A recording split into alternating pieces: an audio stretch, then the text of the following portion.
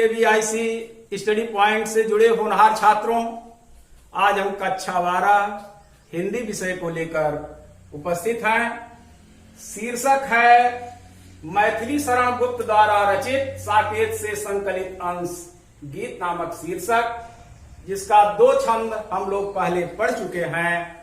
आज हम लोग आगे का जो छंद है उसका अध्ययन करेंगे। बच्चों, छंद इस प्रकार है।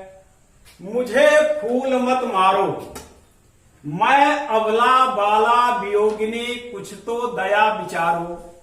होकर मधु के मीत मदन पट तुम कटु गरल नगारो। मुझे विकलता तुम्हें विफलता, ठहरो श्रम परिहारो। नहीं भोगिनी यह मैं कोई, जो तुम जाल पसारो। बल हो तो सिंदूर बिंदु यह हर नेत्र निहारो।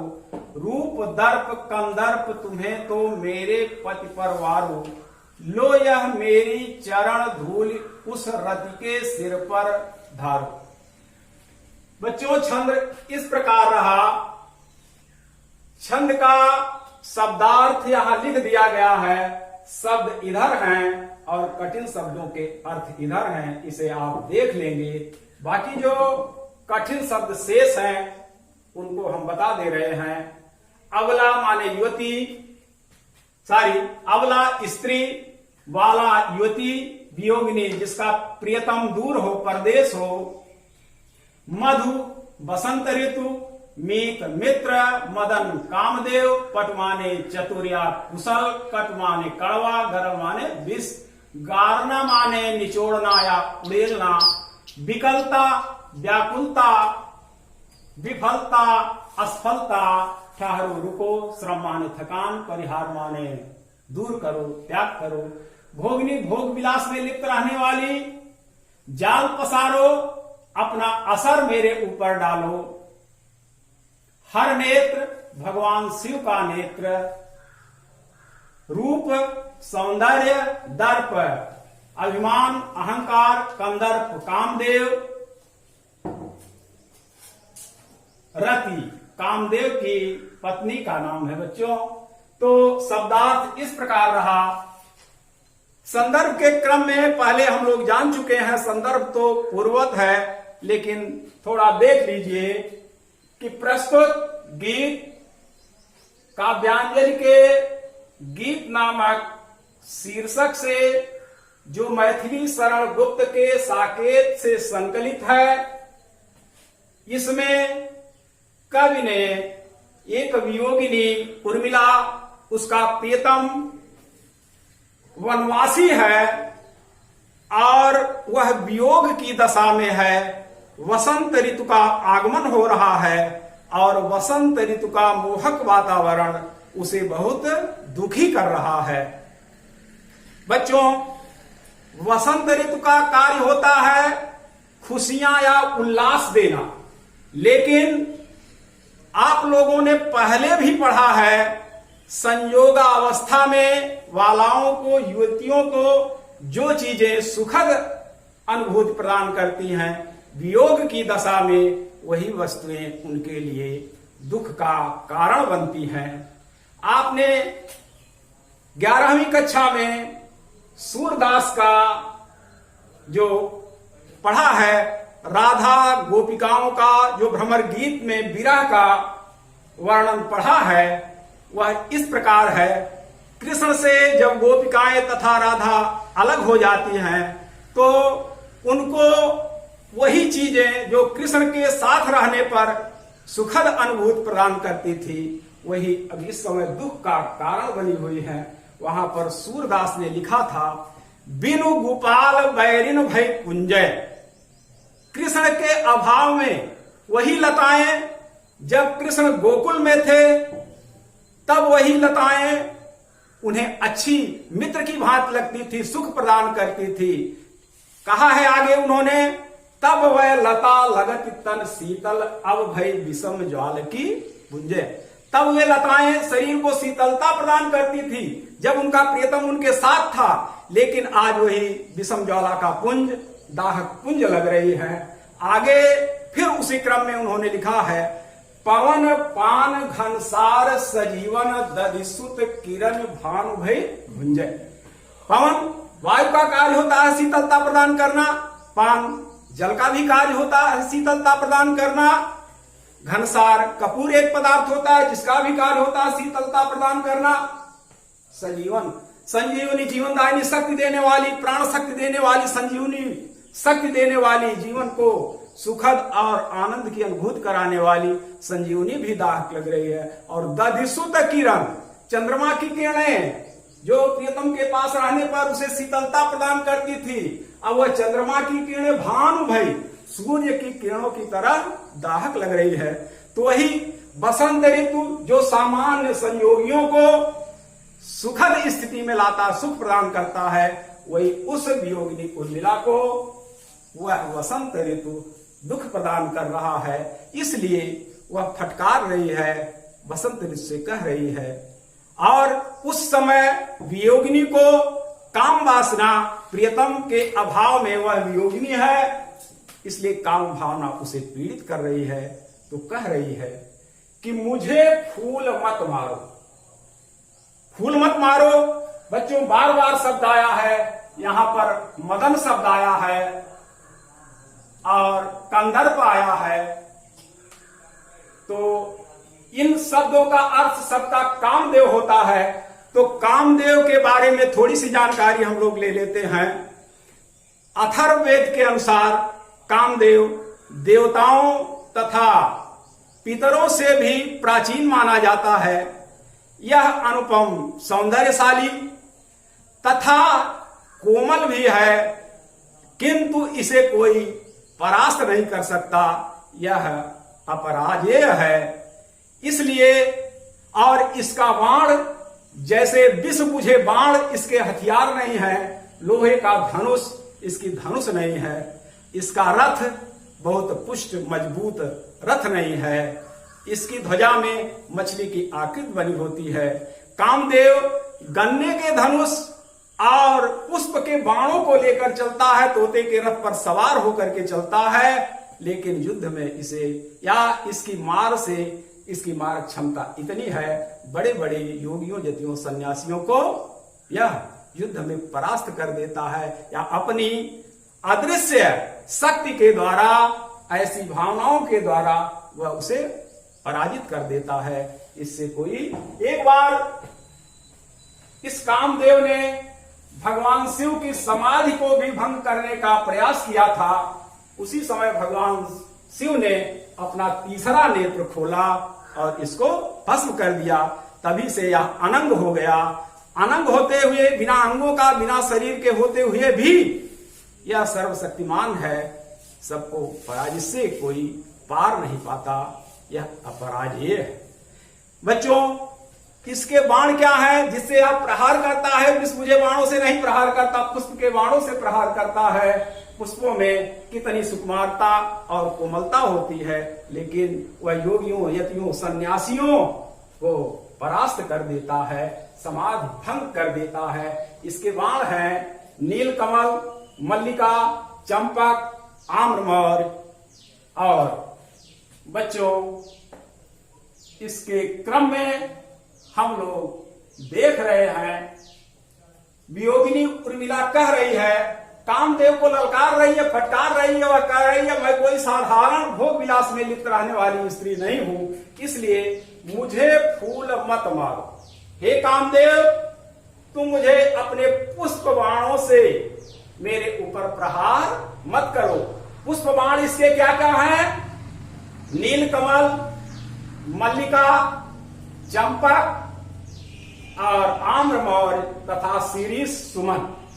तो बच्चों यह अपने कामदेव वसंत ऋतु का आगमन हो गया है, लोगों को सुखद अनुभूति हो रही है, लेकिन उस समय की मोहकता उर्मिला को, वियोगिनी को बहुत सता रही है। इसलिए कह रही है कि हे कामदेव, तुम अपने पुष्प रूपी बाणों से मेरे ऊपर प्रहार मत करो। क्यों मत प्रहार करो? मैं अबला, ये तो मैं स्त्री हूं, दूसरी बात बाला युवती हूं, और तीसरी बात उर्मिला कह रही है वियोगिनी हूं। मैं अबला हूं, स्त्री हूं, युवती हूं और वियोगिनी भी हूं, इसलिए कुछ तो दया विचारो, इसलिए मेरे ऊपर कुछ दया का भाव रखो। होकर मधु के मित्र मदन पटु तुम कटु गरलन गारो। उर्मिला कह रही है कि तुम किसके मित्र हो, याद दिला रही है कि तुम तो लोगों के अंदर सुख और सुखद अनुभूतियां प्रदान करने वाले मधुमास बसंत के मित्र हो। उसका कार्य है लोगों को सुख प्रदान करना, प्रसन्नता प्रदान करना, लेकिन तुम ऐसे सुखद अनुभूत कराने वाले मधुमास के मित्र हो करके मदन पटु, हे चतुर, हे कुशल कामदेव, तुम मेरे ऊपर कट माने कड़वा, गरल माने विष न गारो न निचोड़ो, मेरे ऊपर अपना वियोग रूपी कड़वा विष मत निचोड़ो। उर्मिला फिर कह रही है, हे कामदेव, ऐसा करने पर भी मुझे विकलता, मुझे थोड़ी सी व्याकुलता जरूर होगी, लेकिन तुम्हें भी अपने कार्य में सफलता नहीं मिलेगी, तुम्हें भी विफलता ही मिलेगी, असफलता ही मिलेगी। इसलिए रुको, ठहरो और श्रम परिहारो, थोड़ा शांत हो जाओ, रुको, अपनी थकान को मिटा लो, या अपनी थकान का, अपने श्रम का परित्याग कर दो। जो अनायास परिश्रम कर रहे हो उसका परित्याग कर दो, या प्रयास करते करते तुम थक गए होगे, अब जाओ अपनी थकान को मिटा लो। नहीं भोगिनी यह मैं कोई जो तुम जाल पसारो। उर्मिला कह रही, मैं भोग विलास में लिप्त रहने वाली कोई साधारण युवती नहीं हूं, साधारण नारी नहीं हूं, केवल मैं महलों में रह रही हूं, लेकिन मेरा स्थान एक योगिनी से भी बढ़ करके है। तो कह रही है, मैं भोग विलास में लिप्त रहने वाली कोई साधारण नारी नहीं हूं, जो तुम मेरे ऊपर अपना माया जाल, अपना असर डालना चाह रहे हो। बल हो तो सिंदूर बिंदु या हर नेत्र निहारो। अगर तुम्हारे अंदर बल है, ताकत है, वह अपने सिंदूर के बिंदुओं, सुहाग के प्रतीक सिंदूर के बिंदुओं को वह हर नेत्र भगवान शिव के तीसरे नेत्र की भांति बता रही है। जैसे तुमने भगवान शिव की समाज को तोड़ना चाहा था, भगवान शिव ने तुम्हें भस्म करके अनंग बना दिया, उसी तरह से अगर तुम्हारे अंदर बल है, ताकत है, तो भगवान श्री शिव के तीसरे नेत्र के समान इन मेरे सिंदूर की बिंदुओं की तरफ देखो। रूप दर्प कंदर्प कामदेव, रूप दर्प, अपने सौंदर्य पर दर्प है, अभिमान है। अगर तुम्हें अहंकार है कि मैं सर्वश्रेष्ठ सुंदर हूं, तो मेरा प्रियतम, मेरा पति जो एक योगी की भांति है, वह इस समय तुमसे भी सुंदर है। तो हे कामदेव, अगर तुम्हें अपने सौंदर्य पर अभिमान है, कंदर्प कामदेव, तो मेरे पति पर वारो। तुम्हारा सौंदर्य मेरी पति की तुलना में कुछ भी नहीं है, उस सौंदर्य को ले जाकर के मेरे पति के ऊपर न्यौछावर कर दो। और अगर तुम्हें यह अभिमान है कि मेरी पत्नी रति सर्वश्रेष्ठ सुंदरी है, तो मैं कहीं मेरे अंदर उससे ज्यादा तेज स्त्रीत्व बल और मैं पतिव्रता हूं, इसलिए मेरे यह चरणों की धूल ले जाकर के उस अपने पत्नी रति के सिर पर धारण करो, टीका लगाओ। अर्थात उसके कहने का भाव है, मेरे चरणों की धूल से भी तुम्हारी पत्नी तुच्छ है, जो तुम सर्वश्रेष्ठ सुंदरी उसे समझ रहे हो। बच्चों, आज के क्रम में पहले छंद का यही है, और यहीं से आते हैं दूसरे छंद पर। यहां अब उर्मिला की मनोदशा ऐसी हो गई है, अब वह महलों में बिल्कुल रहना नहीं चाहती। वह सोचती है कि जैसे मेरा प्रियतम भाई की सेवा में रत है, मैं भी एक योगिनी की भांति वन में जाकर के जीवन व्यतीत करूं, जैसे कि मेरा प्रियतम जीवन व्यतीत कर रहा है। अब महलों से उसका मन भर गया है, उसके अंदर एक योगिनी का, एक पतिव्रता स्त्री का भाव जागृत हुआ है। वह कह रही है, यही आता है इस मन में। उर्मिला कह रहे हैं कि अब मेरे हृदय में बार बार यही विचार आ रहा है, छोड़ धाम धन, महलों को, ऐश्वर्य को, वैभव को छोड़ करके मैं भी रहूं उसी वन में।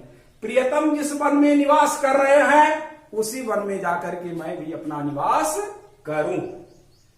विरोधाभास है बच्चों पंक्तियों में, प्रिय के व्रत में विघ्न न डालूं, रहूं निकट भी रहूं और दूर भी रहूं, दोनों स्थितियां विरोधी हैं।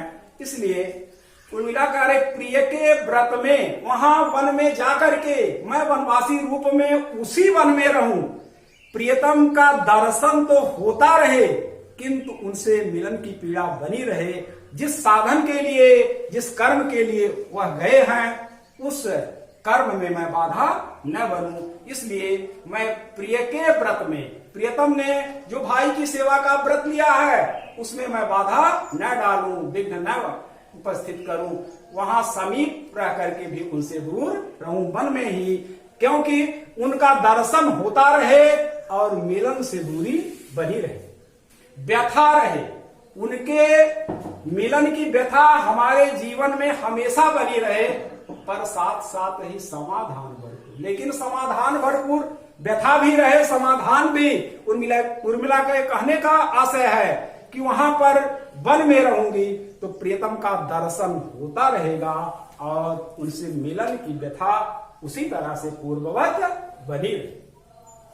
हर्ष डूबा हो रोदन में, मेरे जीवन में प्रसन्नता और दुख, रुलाई, दोनों स्थितियां बनी रहे। क्यों बनी रहे?